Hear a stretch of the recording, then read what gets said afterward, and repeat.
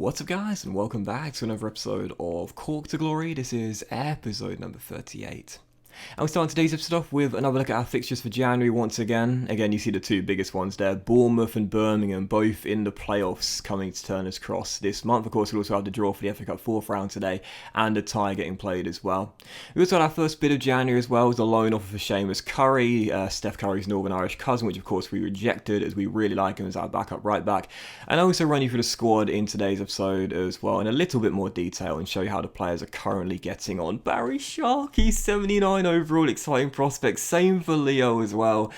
Oh, you have no idea how happy I am about these guys turning exciting prospects, man. Seriously, can you imagine if the trend continues next season, if they have potential to be special? Look, maybe I'm getting a bit ahead of myself here, so I should calm myself down, but either way, I'm so happy they've both got exciting prospects. Speaking of potentially special, Divine still has it, as does Rory Keenan. Yes, another potential change. Big Rory, he's lost his captain's armband. He's playing with a chip on his shoulder. Look at that, 97 stamina, medium high work rate. You know I love it. Up to 84 overall. It's so crazy. I've barely mentioned his overall progression, but he's now 84 rated in the championship. Look, if not for us next season, then definitely for someone else. There is no doubt about it. Next year he'll be playing Premier League football, wherever at Turner's Cross or somewhere else. And also, another player who now has potential to be special, 17 assists and 6 goals in 25 games, Eamon, the real deal Cunningham, now also 80 rated as well.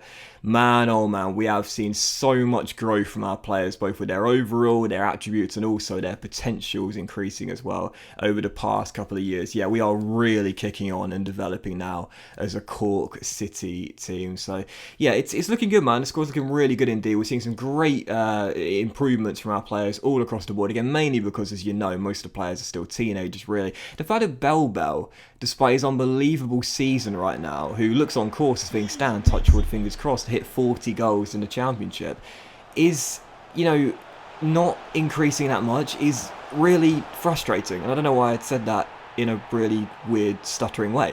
But it's true, like, the fact that Bell's only growing 2 ratings this year is really shocking, because whilst this guy has been his right-hand man, Eamon Cunningham with his 7th goal of the season, scoring the only goal of the game in a massive win here against Bournemouth by 1-0 in Ireland. Look, Bell's been the star this season. He was the top scorer last year for us, second highest in the championship, and he's the top scorer in the championship this year by some distance. He's only grown 2 ratings, and he hasn't had a potential increase as well. It's really frustrating, because if anyone deserves it, it's surely him, but either way, what can you say? But still also 2 loan players have come back as well. McConnell and Tobin, who we sent out on 2-year loans, they've both come back and they've grown all right, to be fair. I think McConnell's now 67 overall as a goalkeeper, which is really impressive, and Tobin 62 overall. Unfortunately, speaking of potential, they still show no potential whatsoever, so I'm probably going to transfer list them. You know, we've got Kelleher and we've got Bazuna as our starting 2 goalkeepers. You know, McConnell probably isn't going to get a game, but then again, with a one club player trait, I really like him, so I probably will keep him. But as for Tobin, I think I'll probably look to sell him. And also the FA Cup 4th round draw was made as well. We've got Barnsley away at Oakwell. Of course, they won the League 1 title when we were in the same division as them a couple of years ago. They were mid-table in the championship, and they've sort of secured their status as a championship team now.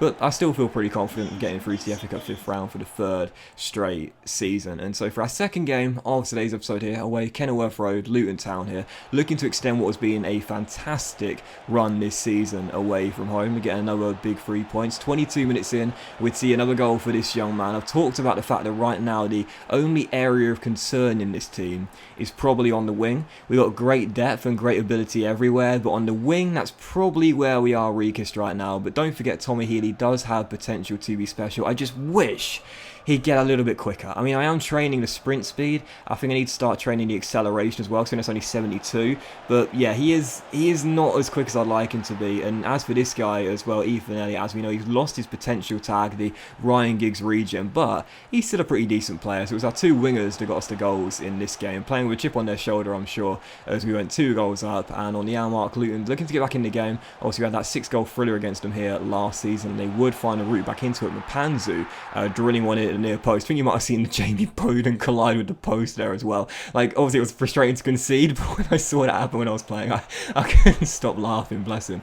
But 2-1, Luton back in the game. But 25 minutes to go, still in front by just 1. Another goal for Tommy Healy, 2nd of the game, and really, in a game where our wingers turned up for us in this one, it did give me a little bit of confidence, feeling as though they could still be star players in this team at some point, because again, that has been my biggest area of concern in this team. In fact, we haven't got raw pace on the wing. Healy and Elliott, by FIFA standards, are actually quite lowly pace players, like quite slow wingers, but either way, they both combined for the goals on a 3-1 victory there, and that was massive. And speaking of massive, oh yeah baby, another potential to be special youth player comes out of the academy, and it is the GP, Gabriel Pelletier, the French defender. We turned him into a centre-back. He grew 2 ratings to 67 overall, medium-high work rates. I've given him the stopper development plan because that will help his physicals go up, and also the pace and a couple of key defensive stats as well.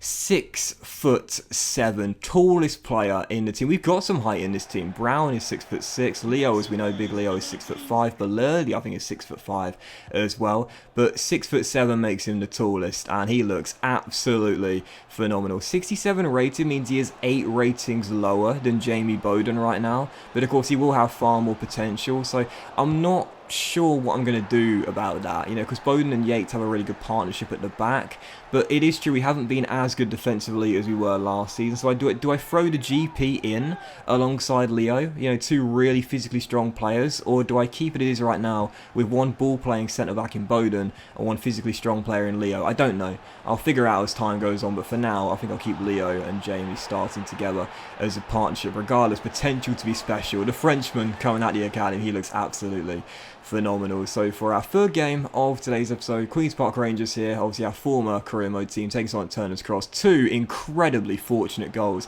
to take the lead in this game. First, Belba scoring a rebound, then Cunningham playing a 1-2 with the post there before turning it past Barnes as we went 2 goals up.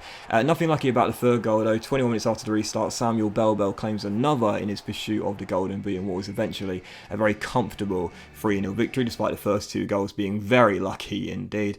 And also, I loaned out Brendan Keating. I promoted him to the first team very recently. I'm really frustrated about this guy because, again, 66 overall at the academy, so really highly rated, but shows no potential whatsoever. How can you be that high rated as a teenager but show no potential? That's really surprising. But either way, he's gone out on loan to Derby for a couple of years, and we'll keep an eye on him at Pride Park. Who knows, maybe he'll have some great development and pick up a potential tag as the seasons go by. But still, for the penultimate game of today's episode, away at Oakwell against Barnsley, FA Cup 4th round. I said when the tie was drawn, I felt very confident of progressing through to the 5th round for the 3rd straight year.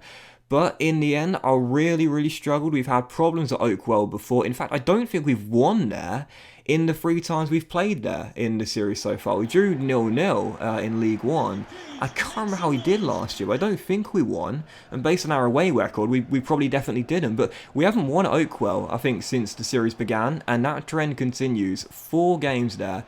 And we have, is it 3 or 4 games? We still yet to taste victory. And that defeat there puts us out of the FA Cup in the 4th round. That was a real shock. I felt very confident indeed, and in the end was shocked by Barnsley. So out in the FA Cup 4th round, very disappointing indeed. And what was even more disappointing is that for the first time this season, we tasted back-to-back defeats in all competitions. Birmingham City coming to Turner's Cross to take us on, and it's absolutely crazy to say this, but after a 1-0 defeat, we've now got more defeats at home than we have away from home. Is this season 1 Cork City? Because it wasn't like this the past 2 years, but yeah, we've been so much better away from home this season, and now we've got 2 defeats at home in the Championship and only 1 defeat away.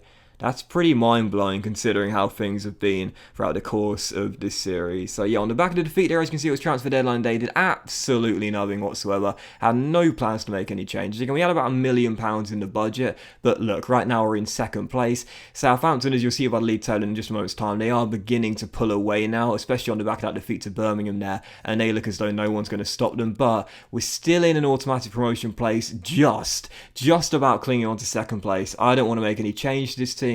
I just want to see the team continue to grow and gel and develop as a unit, and hopefully, touch wood, fingers crossed, we'll be able to stay in 2nd place. We're 11 points behind the Saints with 15 games to go, 3 points clear of the Baggies, and only 1 point ahead of West Brom. 1 goal ahead of West Brom as well, and only, I believe, a few points clear of the other teams in the playoffs as well. So while Southampton do look like they're going to run away with it, for now, we are just about keeping ourselves in that 2nd and final automatic promotion spot. But that wins this episode of Court to Glory, guys. So big thank you for watching. Hope you have enjoyed it, and if you have, then please do drop a like. Much love to you all. Have a fantastic day, and I'll see you for the very next episode featuring a debut of Gabriel Pelletier, and also some more big games in February and March as well.